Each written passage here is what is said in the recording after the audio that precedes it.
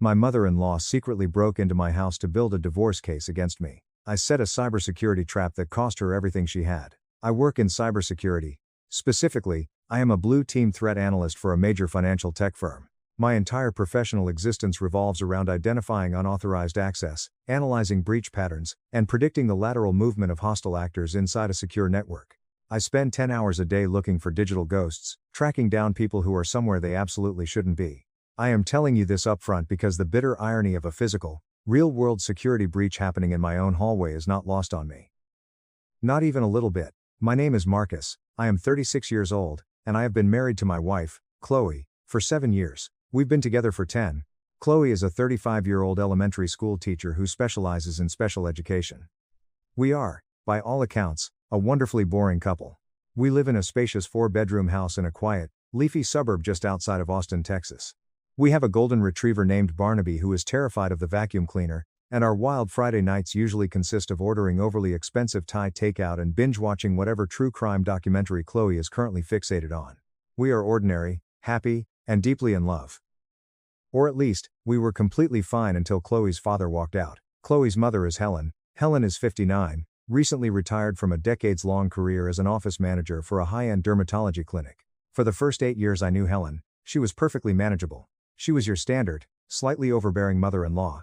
She had strong, unsolicited opinions about the brand of laundry detergent we bought, the way I loaded the dishwasher, and the color we painted our living room. Chloe would just roll her eyes, I would smile, nod, and offer Helen a glass of Pinot Noir, and we would all move on with our lives. It was normal family friction. But 3 years ago, Helen's husband Chloe's dad, Arthur, left her. There was no scandalous affair, no dramatic screaming match on the front lawn. Arthur simply packed a duffel bag one Tuesday evening, told Helen he hadn't felt anything resembling joy in 15 years, and walked out the door. He moved into a condo downtown, finalized the divorce a year later, and that was the end of a 35-year marriage. Chloe was utterly devastated. Helen, however, metamorphosed. She went from being a mildly annoying mother-in-law to a covert, psychological operative. I just didn't realize it until she was already inside my perimeter. It started subtly with the unannounced visits. About 10 months ago, Helen began showing up at our house without calling. It wasn't just a quick pop-in once a month. It was 3, sometimes 4 times a week. She would use the spare key we had given her strictly for emergencies like feeding Barnaby when we traveled to just walk right through the front door. I would come home from a grueling shift of analyzing malware threats to find Helen sitting on my sofa, her shoes off, Barnaby's head in her lap, watching our television like she paid the mortgage. Initially, I swallowed my annoyance. I told myself she was a lonely, grieving older woman rattling around a massive, empty house. She needed human connection. I am not a heartless monster, so I let it slide. But then the interrogation started. So, Marcus, she would say, peering at me over the rim of her wine glass, how are things between you two? Really? Why? Live. She would ask this with a clinical, predatory sharpness, like a detective looking for a crack in my alibi. I would always respond that things were great, because they were. But she would just offer this chilling, knowing smirk. You'd be surprised what a wife tells her mother. She casually dropped into the conversation one Sunday evening, right between asking for the mashed potatoes and complaining about the weather. I shot a confused glance at Chloe. Chloe looked down at her plate, her cheeks flushed, while Helen just kept chewing, that awful smirk plastered on her face. Here is the reality, Chloe and I occasionally bicker.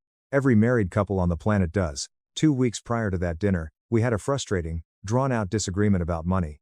It wasn't a marriage-ending fight, just a tense debate about whether we should drain some savings to completely gut and remodel our outdoor patio deck, or wait another 2 years. It was standard, mundane domestic friction. But precisely 3 days after that private argument, Helen showed up at our house carrying a massive binder of composite decking samples. She slammed it onto our kitchen island and chirped, Chloe mentioned you two were struggling with the patio decision. I thought I'd step in and help. I stared at Chloe. Chloe mouthed, I swear I didn't tell her, behind Helen's back. In my line of work, you don't ignore anomalies, you log them. Over the next month, I started keeping a meticulous mental record of Helen's lucky guesses. Helen would suddenly bring up how demanding my specific project deadlines were, even though I had only complained about them to Chloe in a hushed whisper while we were lying in bed. Helen made a passive-aggressive comment about a very specific, expensive ergonomic office chair I had purchased, a purchase I hadn't discussed with a single living soul except Chloe. I gently confronted Chloe about it. Does your mom seem like she's extracting information from you? She keeps referencing things I know we've only talked about in private. Chloe gave me that exhausted, defensive sigh. Marcus, she's my mother. We talk on the phone every day. I probably just mentioned things in passing and forgot. She's lonely. Stop being so paranoid. You treat everything like it's a data breach. I let it drop. I know how to pick my battles. But I also know exactly what a pattern of reconnaissance looks like. The absolute turning point the moment my professional instincts began screaming like a klaxon was the guest bathroom showerhead. Our guest bathroom is on the opposite side of the house from the master suite. In early October, the showerhead developed a slow, rhythmic leak. Drip. Pause. Drip. It was the kind of subtle annoyance you only hear when the house is dead silent at 3 in the morning. It started on a Monday. I know the exact day because I created a calendar reminder on my phone to call a plumber. Here is the critical variable: Chloe was not in Austin. She had flown to Dallas on Sunday afternoon for a specialized 4-day educational seminar. She did not return until Thursday night. During those 4 days, it was just me, Barnaby, and the dripping showerhead. I didn't call a plumber. I didn't text Chloe about it because she was busy in workshops all day. I didn't mention it to my coworkers. It existed solely in my own reality. The following Sunday, Helen came over for our mandatory family dinner. We were cleaning up the kitchen. Chloe was loading the dishwasher, I was scrubbing the stovetop, and Helen was leaning against the counter, nursing her third glass of wine. Out of absolutely nowhere, Helen looked directly at me and said, "You really need to get that leaky showerhead in the guest bath fixed, Marcus. Water damage is a silent killer." I froze. The sponge in my hand stopped moving. Chloe looked up from the dishwasher, wiping her hands on a towel. "What? Leaky showerhead? May?" Chloe asked. "The one in the guest bathroom, sweetie," Helen said, waving her hand dismissively. "It's dripping constantly." I turned slowly to face my mother-in-law. I kept my voice incredibly flat, perfectly neutral. "How exactly do you know about that, Helen?" Helen didn't even blink. "Chloe must have mentioned it to me on the phone." Chloe frowned, looking genuinely bewildered. "Mom, I didn't even know about it until I got home from Dallas on Thursday night. I haven't talked to you about plumbing." Helen took a slow sip of her wine. "Well, someone mentioned it. At my age, memories blur. Anyway, you should call a professional." She seamlessly pivoted the conversation to her neighbor's ugly new fence, but I didn't pivot. I couldn't. I knew with absolute, mathematically verifiable certainty that neither Chloe nor I had told Helen about that leak. Chloe didn't know it existed during the window of time Helen supposedly learned about it. There were only two logical explanations. Either Helen was a clairvoyant, or Helen had been physically standing in my guest bathroom while my wife was in Dallas and I was at the office. That night, I lay awake staring at the ceiling fan until 3 a.m.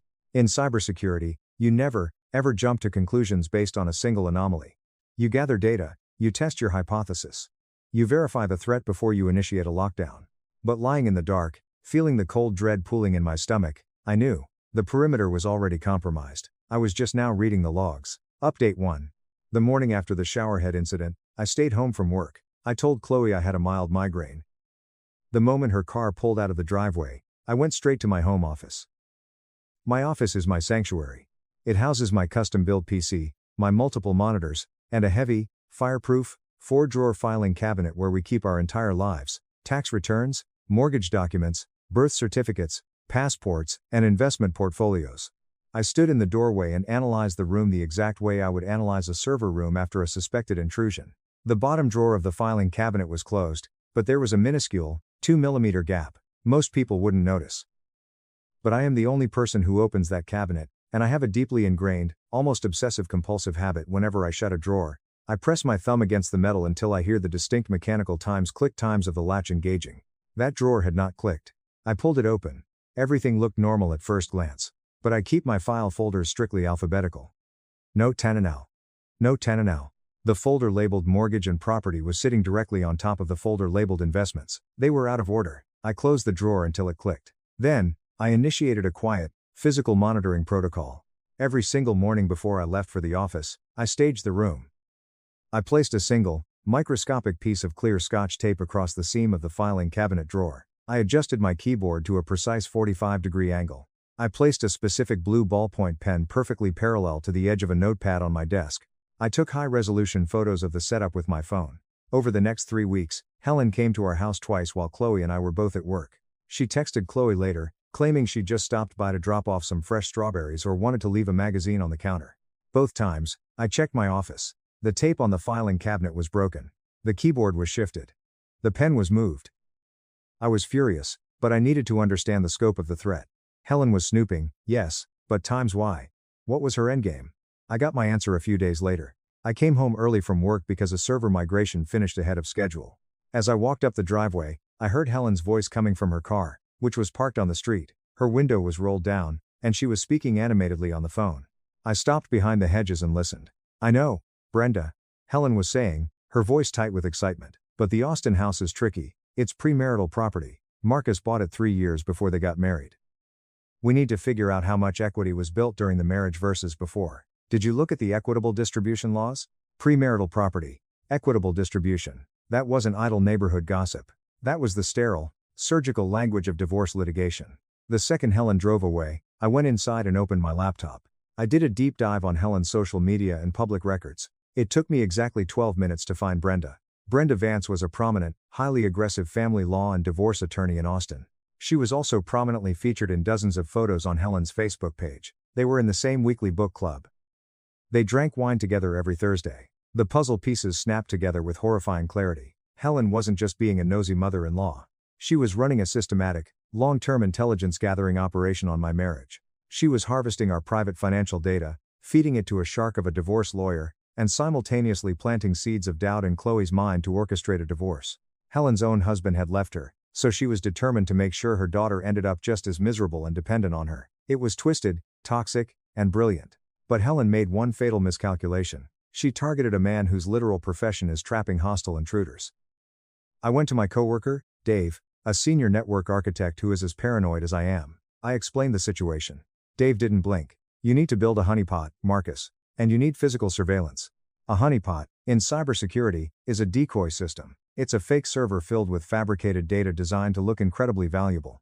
You leave it slightly vulnerable to lure the hacker in, tricking them into stealing useless information while you monitor their every move and trace their IP address." I was going to build a honeypot for Helen. First, I checked Texas state laws regarding surveillance. Texas is a one-party consent state, and you have no legal expectation of privacy in the common areas of someone else's home. I bought 5 ultra-high-definition, motion-activated, infrared-capable hidden cameras. I spent an entire Saturday installing them while Chloe was at a bridal shower. One in the living room smoke detector, one disguised as a phone charger in the kitchen, one in the hallway, and 2 in my office. I swapped the standard lock on my office door for a heavy-duty keypad deadbolt. Next, I built the bait. I spent 6 hours crafting a flawless, highly detailed financial document titled Projected Assets, 2024, PDF. I used genuine-looking letterheads from a massive wealth management firm. I fabricated an offshore trust account in the Cayman Islands. I artificially inflated the value of some tech startup stock options I held before I met Chloe. I made it look like I was secretly hoarding $2.8 million in liquid assets and premarital equity that I was actively hiding from my wife. At the very bottom of the document, in tiny, light gray font, I added a watermark, simulated security exercise, data fabricated. I printed the document, placed it in a red folder labeled confidential, do not disclose, and left it sitting squarely in the middle of my desk. I moved all of our actual, real financial documents into a secure safety deposit box at my bank.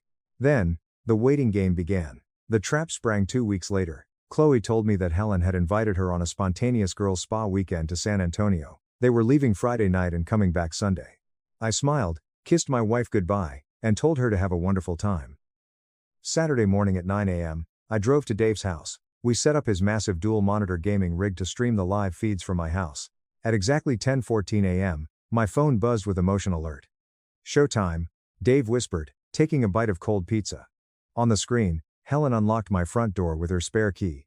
She wasn't in San Antonio.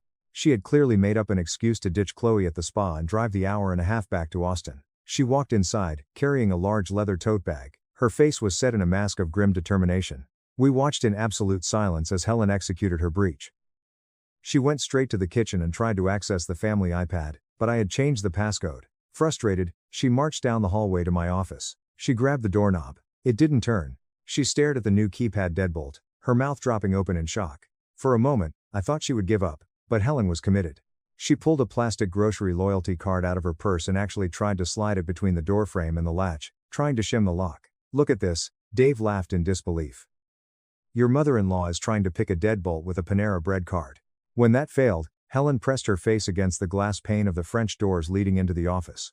The camera inside the office captured her eyes widening as they locked onto the bright red confidential folder sitting on my desk. She couldn't get in, but she wasn't leaving empty-handed. Helen spent the next 45 minutes roaming my house. She opened closets, took photos of our electronics, dug through Chloe's bedside table, and photographed every piece of mail on our kitchen counter. Finally, realizing she couldn't breach the office, she packed up her tote bag, locked the front door, and left.